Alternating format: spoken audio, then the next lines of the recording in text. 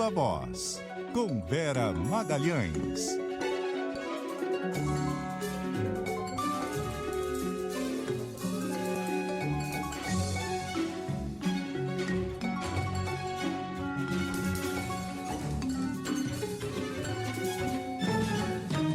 Vera Magalhães, boa noite, tudo bem? Oi, Débora, boa noite para você e para Carol, para os ouvintes, para quem nos assiste. Uma ótima semana para todos nós. Oi, Vera. Ficou saudosa de Vale Tudo? Não, tô de boa, tô me sentindo livre. Não vou mais ver novela por um bom tempo. Joguei pro universo.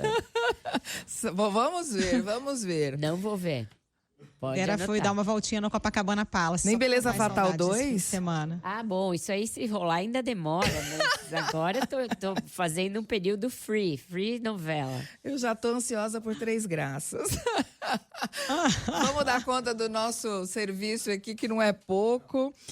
Tem muito assunto para a gente tratar aqui. Isis Tassiarina, em Brasília, tem mais informações sobre mudanças em ministério. Traz mais detalhes aqui para a gente, na Secretaria-Geral da Presidência, mais especificamente. Não é mesmo, Isa? Pois é, Débora, olha, eu estou aqui no Palácio do Planalto e o sentimento aqui é que se tiver algum anúncio hoje, vai ser mais tarde, portanto, dia longo na cobertura da política em Brasília, Débora. Isso porque o deputado Guilherme Boulos se reúne agora, a previsão era 6 horas da noite, né? Resta saber se esse encontro já começou ou não. Algumas fontes ainda não me deram retorno. E ele estava na primeira fila, né, de autoridades aqui durante uma cerimônia no Palácio do Planalto, que contou com o anúncio de entrega de casas para movimentos sociais. Lembrando que Boulos é o principal cotado para substituir Márcio Macedo como ministro da Secretaria-Geral. Anúncio esse que pode ocorrer ainda hoje, depois desse encontro que o presidente Lula vai ter com Guilherme Boulos. E Boulos estava sendo muito prestigiado ali na primeira cadeira, foi um dos primeiros que chegou aqui na cerimônia mais cedo, e cada pessoa que chegava cumprimentava o deputado, não só com conversas ao pé de ouvido, mas também troca de afagos, abraços, aperto de mão, ou seja, uma sinalização ali já cumprimentando e dando boas-vindas ao cotado, né, para assumir a vaga do ministro Márcio Macedo. Um outro ponto que também nos chamou a atenção foi o fato da ausência do ministro de Movimentos Sociais, o próprio Márcio Macedo. A gente perguntou para algumas fontes aqui do Palácio do Planalto e a explicação dada foi que, oficialmente, né, Guilherme Boulos já estava convidado há algum tempo, antes mesmo dessa especulação crescer em relação ao nome dele, até porque Guilherme Boulos é uma das principais lideranças do movimento dos trabalhadores sem terra. E essas fontes não souberam explicar o motivo da ausência do ministro Márcio Macedo, justamente o responsável por fazer essa articulação com movimentos sociais, Débora. Esse não é o único assunto na mesa do presidente antes dele embarcar. Existe aí uma perspectiva de que ele também indique o titular do Supremo, né, para a vaga do ministro Barroso antes da viagem. Nesse tema, como é que estão as especulações aí? Isso, Vera, é forte o nome, né, do advogado-geral da União, Jorge Messias, para essa vaga ao Supremo Tribunal Federal no lugar de Luiz Roberto Barroso, que se aposentou oficialmente sábado. Jorge Messias tem duas principais vantagens, né, a favor dele. Primeiro, é um evangélico, então tem muito apreço ali da ala evangélica, mais voltada ao movimento progressista, à esquerda.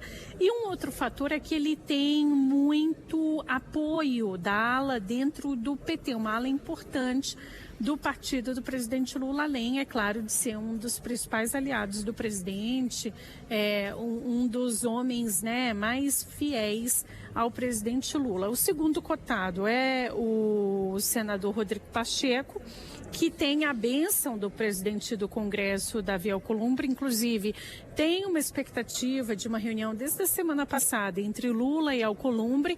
Reunião essa que, a princípio, não deve ocorrer, pelo menos não tem nenhum indicativo de que possa acontecer ainda hoje. Sobre esse anúncio, alguns interlocutores aqui do Planalto dizem que, se não sair hoje, sai até amanhã, antes do presidente Lula embarcar para a cúpula da ASEAN na Malásia.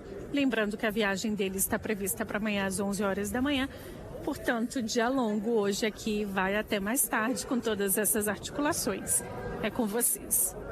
Obrigada, viu, Isis Tassiarini. Vera, vamos começar pelo final, depois a gente volta nessa provável indicação de Guilherme Boulos, que foi, na verdade, coordenador do Movimento Nacional dos Trabalhadores Sem Teto e não Sem Terra. Nessa queda de braço aí em relação ao indicado para o STF, semana passada você comentou aqui no Viva Voz que Davi Alcolumbre, que prefere Pacheco, não ficaria de mãos abanando. E hoje nós tivemos aí a liberação da exploração na Foz do Amazonas, que ele comemorou bastante. Como disse a Carol mais cedo, estamos fazendo o joguinho de ligar os pontos. Pois é, eu falei inclusive que a fonte me disse a compensação dele vai vir por meio da margem equatorial. Não imaginava que fosse tão de pronto e uma coisa ali tão próxima da outra. Voltei na mesma fonte, falei, nossa, você estava bem informado. E aí o que ele falou é o seguinte, o natural seria esse licenciamento que iria sair de qualquer maneira, é óbvio, sair depois da COP, justamente para não criar uma controvérsia, uma polêmica, uma celeuma, e o Lula perder uma certa liderança dentro da COP, e isso ser um motivo de questionamento, etc. Se saiu agora, tem também, muito provavelmente, esse intuito de pacificar o Alcolumbre, ele entender que ele está prestigiado, entender que os pleitos dele estão sendo atendidos dentro do governo. Ele tinha também uma certa querela ali com o ministro de Minas e Energia, Alexandre Silveira. Então, as fontes próximas ao presidente fazem essa conexão entre uma coisa e outra e dizem que esse, portanto, é mais um indicativo de que o presidente está decidido pela nomeação do AGU, Jorge Messias, para o lugar do ministro Barroso. Na semana passada ele se deixou fotografar ao seu lado, participando de uma reza ali, um culto dentro do Palácio do Planalto. Ele tem repetido a todo mundo as qualidades do Messias e qual é o critério que ele vai usar. Ele tem repetido muito a questão das outras nomeações que ele fez por critérios menos de proximidade e que resultaram em ministros que depois votaram contra o governo. Ele se tornou próximo do Rodrigo Pacheco, mas não é alguém com que ele tem muita afinidade ideológica, política, não tem uma história junto. Então, tudo isso leva a crer que a escolha vai se dar mesmo pelo AGU e que ela deve ser rápida. O presidente estava querendo esperar se concretizar a aposentadoria do ministro Barroso, e isso aconteceu no sábado, ele saiu efetivamente no sábado, e aí agora está vaga a cadeira e ele pode fazer isso antes da viagem, até para que a Bolsa de Especulações não continue muito forte, não continue essa pressão por uma mulher no Supremo. Ele prefere liquidar a fatura de uma vez. E o próprio Rodrigo Pacheco disse a interlocutores nesse fim de semana que acreditava que não seria ele o escolhido. Então, isso também tem aí um peso, mostra que provavelmente ele recebeu uma sinalização do presidente de que a escolha vai recair mesmo sobre o Messias. Vera, e com relação a essa possível nomeação do Boulos, que leitura política a gente pode fazer no momento em que o governo também está cobrando a fatura do Centrão e cortando indicações e nomeações desses partidos que não têm votado com o governo, e pode nomear o Boulos, que é do PSOL, um dos partidos da base mais à esquerda, né? Nesse caso tem pouquíssima influência da questão da governabilidade dentro do Congresso. Pelo contrário, eu acho que isso aí pode até afastar um pouco o Centrão e reforçar essa ideia de que só a esquerda tem espaço no Palácio. É um palácio muito que pende muito para a esquerda. Não é um palácio equilibrado, nunca foi e vai ficar menos ainda. O que o presidente estaria levando em conta, segundo me dizem, é uma ideia de se conectar com um público trabalhador com o qual o PT deixou de falar. Mas nisso eu também vejo aí muitos senões, porque na campanha municipal, na campanha para a prefeitura no ano passado, o Guilherme Boulos levou um vareio do Pablo Marçal, né, na conversa, no diálogo com essa classe empreendedora, né, chamada nova empreendedora, que o governo quer atingir. E mesmo com os trabalhadores ali de aplicativos, uberizados, como se diz, o Marçal também tinha muito mais contato do que o Boulos, que, na verdade, tinha uma certa rejeição desse público aí mais precarizado. Então, a gente tem de entender onde se dá esse ponto de contato que o Lula enxerga entre ele e uma parte dos movimentos sociais que o PT gostaria de atrair. Porque o MTST, que é o movimento de moradia, no qual o Boulos é uma liderança muito forte, histórica, etc., já é lulista. Esse não precisa ser atraído. Esse já está com Lula, já estará com Lula em 2026. Não acredito que haja nenhum tipo de dúvida em relação a isso. Os sindicatos ali tradicionais, da CUT, etc., idem, vão estar com Lula de qualquer maneira. Eu acho que o público a ser atingido na base social ali é esse não sindicalizado, não seletista e que está oscilando entre outsiders da política e uma certa direita. Eles têm uma inclinação até para uma certa direita ali. Então, eu não sei como vai ser o contato do Boulos com essa base nova da pirâmide social que o Lula quer atrair para si. Então, eu acredito que também nesse caso, a justificativa pode ser qualquer uma, mas o critério é o mesmo que dita a escolha do Messias, é pura afinidade. O Lula considera o Boulos um potencial sucessor dele ou de outros líderes à esquerda. Ele acha que ele vai ter ali uma carreira para um cargo majoritário e quer impulsionar a carreira do Boulos, dar visibilidade, dar ali uma plataforma a partir da qual ele possa fazer política e ser mais competitivo nas próximas eleições majoritárias. Então, eu vejo mais esse sinal de impulsionar, dar uma propulsão para a carreira do Boulos, do que qualquer ganho que a vinda dele para o ministério possa trazer. O Boulos tem uma boa inserção nas redes sociais, ele fala bem nas mídias sociais, ele tem uma rede social oxigenada e com boas sacadas e tal. Então, isso também pode ajudar a imagem do governo. Então, acho que é mais por aí do que exatamente um trabalho lá na base que esteja faltando para o Lula, porque a base dos dois não é tão diferente assim, a do Lula e a do Boulos. Mas não é arriscado também, porque esse impulso, imagino que não seria nessa eleição, seria na próxima, porque não faria sentido ele assumir agora e desincompatibilizar em abril. Se o Lula perde a eleição, fica o Boulos também escondido, né? Eu não tenho certeza se ele vai deixar de ser candidato, Débora. Ele foi o deputado federal mais votado de São Paulo. Tem até, gente, o Valor subiu agora uma entrevista com a presidente do PSOL falando isso, que cogita, inclusive, uma candidatura dele ao Senado. Claro, tudo vai depender do cenário e tal, mas é essa aposta. Eu acho que ele pode estar entrando para ganhar essa visibilidade, para sim sair no ano que vem. Até porque esse cargo não é um cargo fim, é um cargo ali de meio, de mais de articulação do que de qualquer entrega. Então, não teria nenhum problema ele sair, porque não vai ter continuidade nenhuma a ser perdida ali com a saída dele. Eu acredito que ele vai ser, sim, candidato. Nem o PSOL pode abrir mão dele de jeito nenhum. E mesmo para a esquerda, é um nome potencial para o Senado, a depender de qual for o candidato bolsonarista. E se não der certo aquela articulação, por exemplo, para Simone Tebet transferir o título dela para São Paulo. Então tem muita coisa na mesa. Eu acho que Boulos estará na cédula em 2026, não sei em que cargo. Gente, falando ainda dessa história da perfuração na Foz do Amazonas, o Leonardo Rezende tem aqui a repercussão, porque, claro, as organizações ambientalistas, movimentos sociais estão criticando muito essa possibilidade aí de perfuração e podem, inclusive, ir à justiça, né, Léo? Boa noite para você de novo.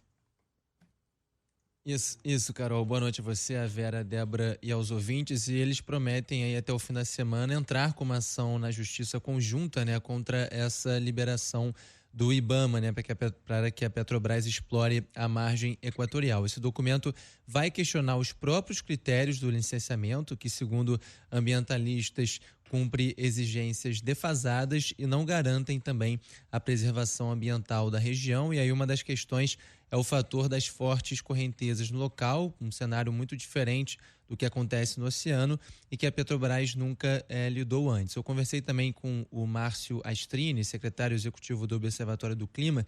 Ele estava explicando que um possível acidente ali de vazamento de óleo, né, devido a essas fortes correntes, esse óleo pode se dissipar para outros países e devido também à alta sedimentação na área de exploração, parte desse óleo pode submergir, causando impacto na vida marinha, que tem ali uma região rica em mangues, por exemplo.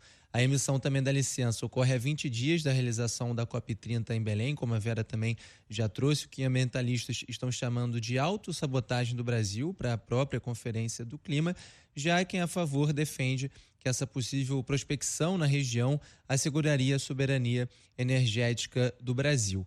Eu conversei também com o ex-diretor da ANP, a Agência Nacional de Petróleo, Gás Natural e Biocombustíveis, Davi Zilberstein. Ele estava trazendo um ponto importante, que o petróleo na região pode garantir, inclusive, a soberania da Amazônia, com possíveis investimentos em segurança com os royalties da exploração, e aí afetando, né, questões como garimpo, disputa de terras, exploração ilegal ali que acontece na área da Amazônia. Ainda quem é a favor afirma que o Brasil não pode abrir mão do potencial energético, enquanto grandes potências mundiais seguem investindo em petróleo e gás. Sobre as repercussões nessa questão da liberação do IBAMA, traz também um conflito ali interno do governo. Uma das vozes favoráveis à prospecção da região é o ministro das Minas e Energia, Alexandre Silveira, que comemorou a liberação do órgão ambiental nas redes sociais.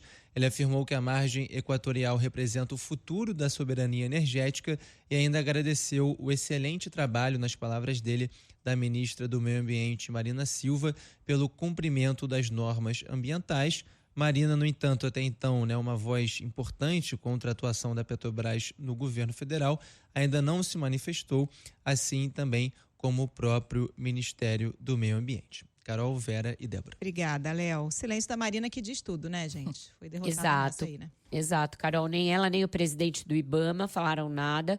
Eles resistiram bastante, mas quando foi revista a decisão lá atrás de não aceitar nem a pesquisa, etc., já estava claro que esse licenciamento sairia em algum momento. Ele saía antes da COP. Eu acho que deve ter pego ela de surpresa, sim.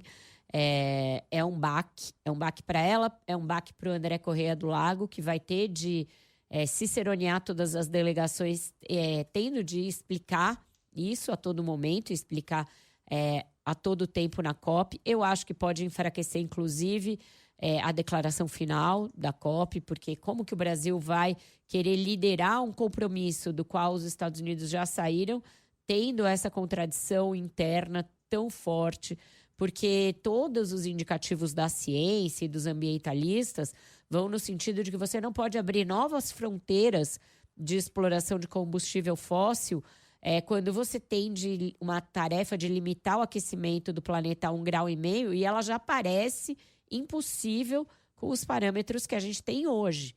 Quanto mais abrindo novas fronteiras de exploração. E aí um país que quer liderar esse compromisso, se colocar dessa maneira ali a favor da abertura de um novo poço, novos poços com potencial que a gente não sabe qual é, de estrago em ecossistemas, de impacto na vida das populações indígenas e ribeirinhas, etc., é uma contradição que não dá para negar. Enfim, vamos ainda ouvir o governo a esse respeito, mas é muito difícil de negar, vai ter um problema muito grave para explicar, e a ministra está quieta, deverá falar, acho que em algum momento ela vai aparecer e vai falar, mas claramente é uma derrota para ela.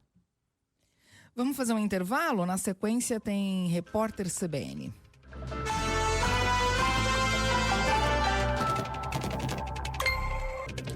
Estamos de volta com o Viva Voz, são 6h32. Está com a gente o Eduardo Graça, nosso colunista internacional. Boa noite, Edu. Boa noite, Vera. Boa noite, Carol. Boa noite, Débora. Olá, ouvintes. Muito bom estar aqui com vocês. Boa noite. Edu.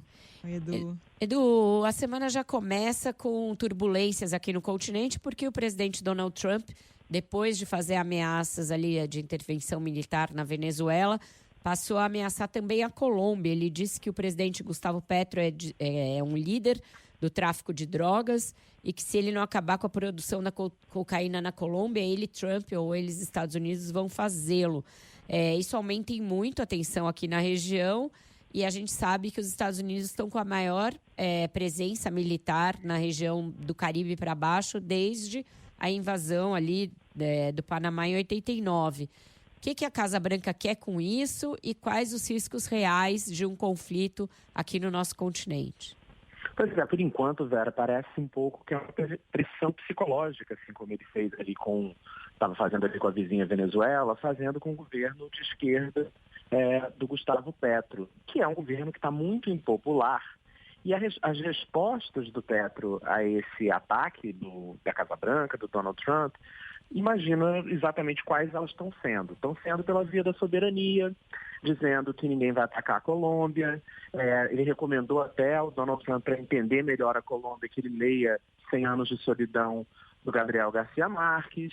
Ele está usando o Petro, por enquanto, essas ameaças, um pouco da mesma maneira que o presidente Lula usou aqui com o tarifaço, para tentar, de alguma maneira, levantar um pouco a aprovação dele na Colômbia. Agora, a gente tem que lembrar que a Colômbia não é a Venezuela. A Colômbia tem sido, nas últimas décadas, o principal aliado dos Estados Unidos aqui na América do Sul. Inclusive, tem um acordo de livre comércio com os Estados Unidos e, mesmo assim, a Casa Branca está ameaçando aumentar as tarifas que já impôs para produtos colombianos entrarem no mercado americano, que está em 10%, ele ameaça aumentar. Por quê? Por conta da aproximação do governo Petro com a China. A gente tem que pensar um pouco nesse olhar da Casa Branca e do próprio secretário de Estado dos Estados Unidos, Marco Rubio, que é casado com uma colombiana americana, inclusive, de tentar afastar esses países do círculo de influência da China. Esse ano, o Petro fez 2 aproximações comerciais, viajou à China, entrou na Rota da Seda Chinesa, entrou no Banco dos BRICS. Ele está tentando fazer com que os países, meio como se a gente pudesse pensar numa doutrina Monroe 2.0, a América para os americanos, lá do século XIX, estabelecendo nesse quintal aqui dos Estados Unidos, como eles pensam, que é a América do Sul e a América Latina, como sendo uma área de influência dos Estados Unidos e não da China. Então, o que a gente tem aí é uma disputa que, de fato, pode chegar às vias de fato, mas que, no momento, tem muito a ver com esse jogo psicológico para que os governos de esquerda dessa região não fiquem tão próximos da China quanto os Estados Unidos não gostariam de ver. Agora, Edu, tem expectativa de um encontro entre o presidente Lula e o presidente Trump na Malásia nos próximos dias, uma cúpula internacional, justamente para discutir a questão do tarifaço. O aumento da tensão na região, isso pode prejudicar as negociações para o Brasil? Assim, o foco desse encontro, que deve ser um encontro até rápido, né? Porque vai ser ali, a ideia é que seja imediatamente antes dessa cúpula dos países do Sudeste Asiático na Malásia, que deverá ser domingo de noite aqui no Brasil, bem de noite. Está na pauta central do tarifaço, mas está na pauta, não tem jeito, a Venezuela. Ela já estava na pauta, porque tudo que o Brasil não quer é uma ação militar americana na fronteira, né, que desestabilizaria o continente. Quando você escala essas ameaças para a Colômbia, onde você tem um presidente que foi eleito democraticamente, não numa eleição considerada e comprovadamente forjada, não tem muito jeito, né? Essa conversa, por mais rápida que seja, por mais centrada que seja no tarifaço, para os interesses de Brasília, ela precisa, de alguma maneira, tentar posicionar o Brasil como um fator de pacificação nessa região, né? Que diminua as tensões entre o governo Trump e esses dois países e que o Brasil possa ser um intermediário ali nessa por mais unilateralista que seja a política externa do governo Trump. Afinal de contas, isso está acontecendo, de novo, na fronteira norte do Brasil, né? Não tem muito jeito. O Edu, as Forças Armadas de Israel voltaram a abrir fogo na faixa de Gaza hoje, né? Depois, na sequência daquele cessar-fogo com o Hamas ser rompido por algumas horas por ataques aí de ambos os lados no fim de semana. O enviado especial americano para o Oriente Médio, Steve Witkoff, e o genro do Trump, né, o Jared Kushner, desembarcaram hoje em Israel. Depois de todo esse teatro político do Trump, qual a situação nesse momento por lá, hein?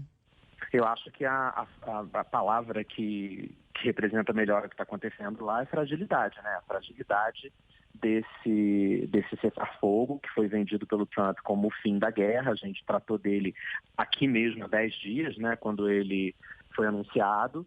Mas, assim, não só os dois enviados estão lá hoje, como o vice-presidente J.D. Vance está indo para lá na terça-feira, porque o que aconteceu nesse fim de semana, né, no domingo e hoje, com ataques dos dois lados e com a inteligência americana dizendo que no caso do ataque do Hamas, foram 4 ataques, né, que Israel disse que eram do Hamas, e um desses ataques matou 2 soldados israelenses, a inteligência americana diz que concorda nesse momento com o Hamas de que não foi o Hamas oficialmente que os atacou. Então, assim, o que a gente está vendo é um cenário de pós-cessar-fogo sem ninguém controlando nada. É muito complexo, Sim. Carol. E as forças de Israel estão numa área próxima de Gaza.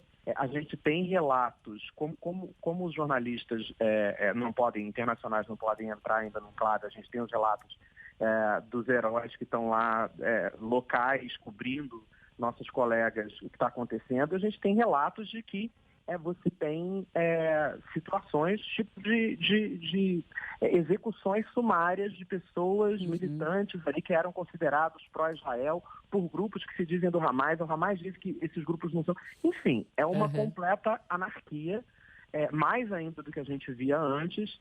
E, enquanto isso, você tem ali um grupo de soldados americanos do lado israelense que começam a fazer uma coordenação lenta de como é que vai ser esse comando da área do enclave no pós-cessar-fogo.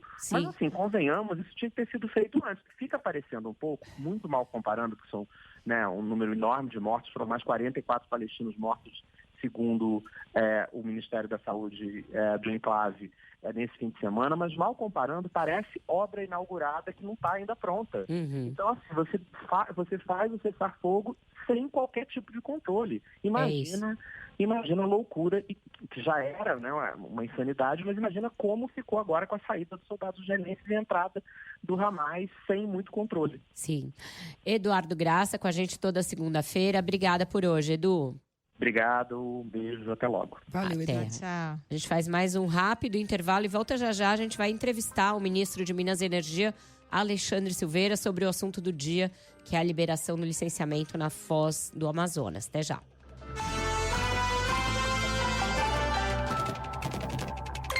Viva a Voz de volta e, como eu anunciei antes do nosso intervalo, está na linha com a gente o ministro de Minas e Energia, Alexandre Silveira, para falar sobre o início da pesquisa lá na margem equatorial. Boa noite, ministro. Bem-vindo aqui à CBN. Boa noite, Vera. Boa noite, Carolina. E boa noite, Débora. É uma alegria muito grande falar com os ouvintes da CBN, que nós sabemos que é uma rádio que tem um grande jornalismo e fala com todas as brasileiras e brasileiros. A gente está vendo a sua cara aí de satisfação. O senhor era alguém que dentro do governo sempre defendeu a concessão do licenciamento. A gente sabe que houve um embate interno. O que eu queria entender é o timing, ministro. A gente está aí cerca de 20 dias do início da COP30 em Belém e sabemos que a classe científica e também os ambientalistas eram contrários à abertura de uma nova fronteira de prospecção de petróleo, ainda mais na região amazônica. Queria ouvir do senhor o porquê ser agora e se o senhor está seguro de que a gente está fazendo algo sustentável do ponto de vista ambiental. Na verdade, Vera, primeiro é importante fazer um reconhecimento ao trabalho da ministra Marina Silva e a toda a sua equipe, e em especial do IBAMA. Havia sempre, naturalmente, um grande debate, vamos chamar assim, de ideológico, mas não no IBAMA e não no Ministério do Meio Ambiente, muito menos no Ministério de Minas e Energia.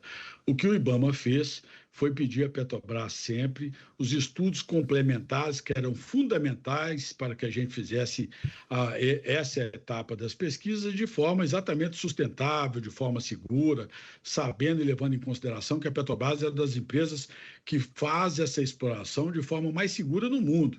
Esse reconhecimento não sou eu que estou dizendo. Quando eu estive em Idarã, na Saudi Aramco, a maior petroleira do mundo, que vale 1,8 trilhões de dólares, ela reconhece que a Petrobras é uma das empresas que faz com maior segurança ambiental a exploração em águas profundas do planeta.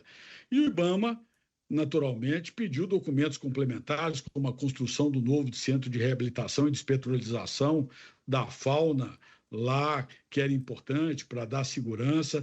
É uma grande estrutura que o IBAMA exigiu para que fosse feita essa primeira etapa, que é a etapa de pesquisa.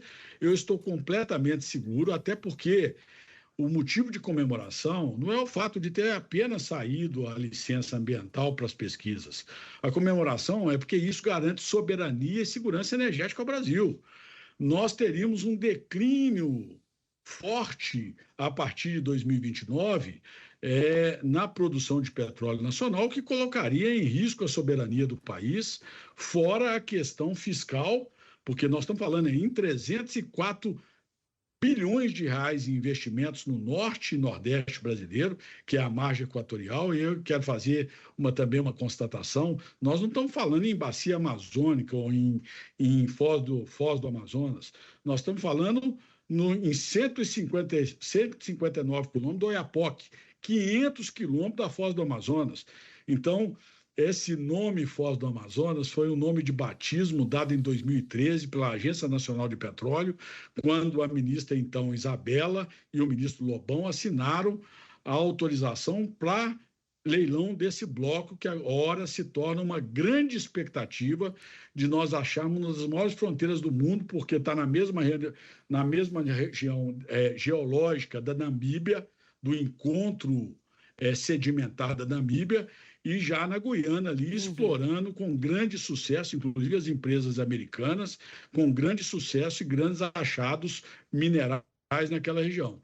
Portanto, é motivo de todos os brasileiros, sim, comemorarem, porque é o desenvolvimento de uma região pobre do Brasil, de uma região que precisa de aumentar o seu IDH, mas é também motivo, independente dos prazos da COP, do Brasil, a gente destacar que vai para a COP de cabeça erguida, vai para a COP comemorando, porque o Brasil é o grande líder da transição energética global pela sua matriz limpa e renovável, muito acima da média mundial. Ministro, é Débora aqui. Eu vou insistir nessa questão do timing e da COP30, porque não seria um contrassenso o governo pedir para adiar a votação dos vetos do presidente Lula ao novo licenciamento ambiental, deixar para depois da COP, iniciar a perfuração na Foz do Amazonas às vésperas do evento? Isso não tira o protagonismo do país na discussão sobre transição energética e mudanças climáticas? Porque isso vai acabar sendo o assunto do evento. Débora, não, eu vou explicar por quê. O presidente Lula, até onde eu tenho as informações, ele não pediu para sobrestar os vetos. O que o presidente Lula fez foi vetar aquilo que ele entende que são absurdos de liberalidade ambiental. É diferente. O presidente Lula foi contra boa parte daquilo que foi aprovado pelo Congresso Nacional, cumpriu o seu papel constitucional e legal de fazer os vetos, e cabe ao Congresso agora apreciá-los. O que nós estamos discutindo é outra coisa completamente diferente. Mas é o entendimento que os vetos serão derrubados, né? Por isso foi pedido para que isso acontecesse depois da COP, para não ter esse constrangimento. E nós vamos continuar trabalhando, Débora, para que os vetos não sejam derrubados. A obrigação de nós é nos mobilizarmos para mantermos os vetos do presidente da República. É claro que nós vamos saber reconhecer a soberania do Congresso ao apreciá-los a fim e a cabo. Mas hoje a posição do presidente da República é contra a liberalidade. Eu sou daqueles que defendo sempre que a gente deve dialogar sobre os problemas reais da sociedade. Eu sou contra qualquer tipo de extremismo. Nós vivemos no passado recente o absurdo do passar boiada. Podia tudo, podia desmatar, não tinha mais cavidade, que era liberalidade completa e total e que não havia de se preservar nada e passar por cima de qualquer critério ambiental. Nós temos uma das legislações ambientais mais modernas do planeta. Nós temos 50% de energia limpa e renovável, estou falando de energia de uma forma geral. Energia elétrica, nós temos 90%, é a melhor matriz do mundo. Ou seja, enquanto o mundo tem uma média entre 15% e 18% de energia limpa e renovável na sua matriz, nós temos 50% e 90% de energia limpa e renovável no setor elétrico. Então, o Brasil vai para a COP para continuar defendendo o que o presidente Lula faz como ninguém no planeta. O multilateralismo para a gente fazer a transição energética global, para a gente combater pobreza energética. Diga-se de passagem, ele fez no seu primeiro mandato o maior programa de combate à pobreza energética do planeta, que é o Luz para Todos, que tirou 17 milhões de famílias da escuridão, 60 milhões de pessoas, agora fez o Luz do Povo e o Gás do Povo para fazer inclusão social, 17 milhões de botijão de gás para o cozimento limpo, cumprindo, inclusive, seus compromissos internacionais do ODS 7 da ONU. Então, o Brasil é um país que vai para a COP de cabeça erguida. Agora, a questão do petróleo, eu sempre digo o seguinte, a questão do petróleo, para quem conhece desse mundo das energias, não é uma questão de oferta, é uma questão de demanda. A transição energética, a própria palavra em si, ela já diz, ela vai acontecer uma transição, não é uma mudança energética. Então, enquanto o mundo demandar ou tiver necessidade de petróleo, de combustíveis fósseis, alguém vai produzir, que seja o Brasil. Se a Petrobras não explorar na margem equatorial, ela, como uma petroleira com alta expertise e que, inclusive, não é uma petroleira apenas nacional, ela é uma empresa listada na Bolsa, inclusive de Nova York, ela vai buscar outras fronteiras. Quais serão essas fronteiras? Provavelmente a África, a Namíbia, que os postos de petróleo estão lá, a Galp está lá, a exploração vai acontecer. E a Petrobras não pode acabar. Então, se ela não explorar no Brasil, ela vai explorar fora. Se ela explorar fora, nós vamos deixar de desenvolver o país, nós vamos deixar de arrecadar em torno de R$1 trilhão nas próximas décadas, que é a perspectiva da margem equatorial, e vamos continuar com um país sem soberania nacional, inclusive colocando em risco a soberania energética de um país com a dimensão territorial que tem o Brasil e com os desafios que nós temos. Ministro, a gente tem mais uns minutinhos e eu queria ouvi-lo sobre a reação, porque já temos organizações ambientalistas e indígenas e quilombolas dizendo que devem entrar até o fim da semana com uma ação judicial contra essa licença. Isso cria uma incerteza jurídica para o investimento dessa monta? Eu acredito que não, é natural, é um debate que faz, aí eu volto à questão do extremismo ideológico. Nem o passar boiada e muito menos eu não posso fazer o que é necessário.